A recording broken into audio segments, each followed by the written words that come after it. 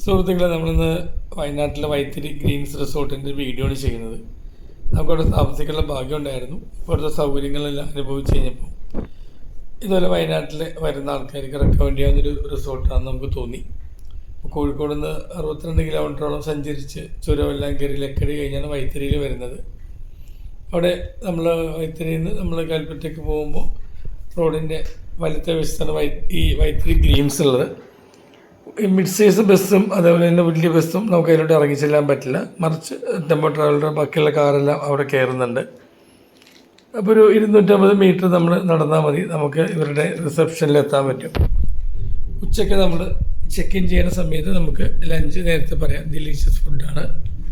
രാത്രിയിലെ ഡിന്നറും രാവിലത്തെ boiled egg, bread with butter jam, idli, ദോശയുള്ള നമ്മളുടെ സാമ്പാർ ഒക്കെ വെച്ചിട്ടുള്ള ബ്രേക്ക്ഫാസ്റ്റ് നമുക്ക് ഓപ്റ്റ് ചെയ്യാം.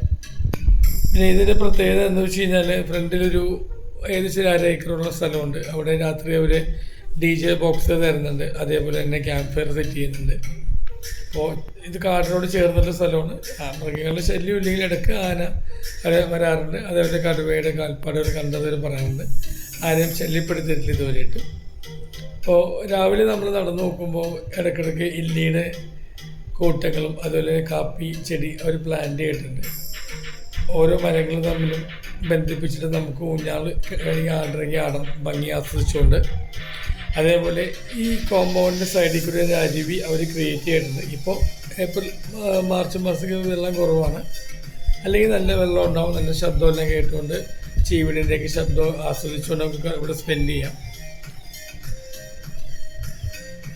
ഇൻ്റർനെറ്റിൽ വെറുതെ വൈത്തിരി ഗ്രീൻ റിസോർട്ട് എന്ന് ടൈപ്പ് ചെയ്ത ഡീറ്റെയിൽസ് കിട്ടും. ബാക്കി നിങ്ങൾക്ക് അവരോട് സംസാരിച്ചിട്ട് നിങ്ങൾ എത്ര പേരുണ്ടാവും, ഗ്രൂപ്പിൻ്റെ ഡിസ്കൗണ്ടൊക്കെ നിങ്ങൾക്ക് അവരോട് ചോദിക്കാൻ പറ്റും.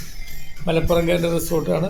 ഒരു 10-12 ചെറുപ്പക്കാരെടുത്തിട്ടാണ് ഇപ്പോൾ അവർ മലപ്പുറത്തിൻ്റെ ഓണർ ലീസിനെടുത്തിട്ടാണ് ഇത് റൺ ചെയ്യണത്.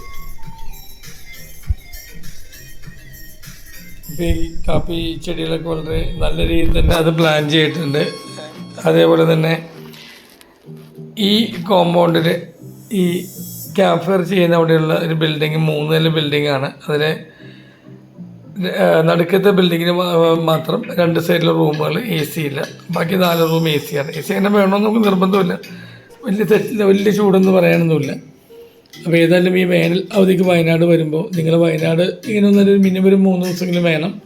അപ്പോൾ ആദ്യത്തെ ദിവസം നിങ്ങൾ ചുരം കയറി വരുമ്പോൾ ഈ ഇവിടെ താമസിച്ച് കഴിഞ്ഞാൽ ഇവിടുത്തെ പൂക്കോട്ടിലേക്ക് 5 കിലോമീറ്റർ താഴെയുള്ളൂ. ഊര് എന്ന് പറയുന്ന ട്രൈബൽ വില്ലേജ് ഏകദേശം അത്ര തന്നെ ദൂരമുള്ളൂ.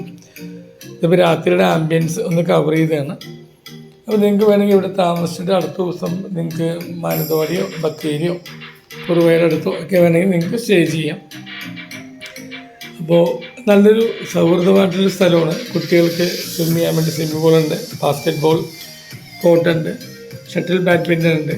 അതുപോലെ തന്നെ തൊട്ടടുത്തൊരു റൂമിൽ ചെസ്സും ക്യാരംസിൻ്റെ ബോർഡ് ഒരു സെറ്റ് ചെയ്തിട്ടുണ്ട്.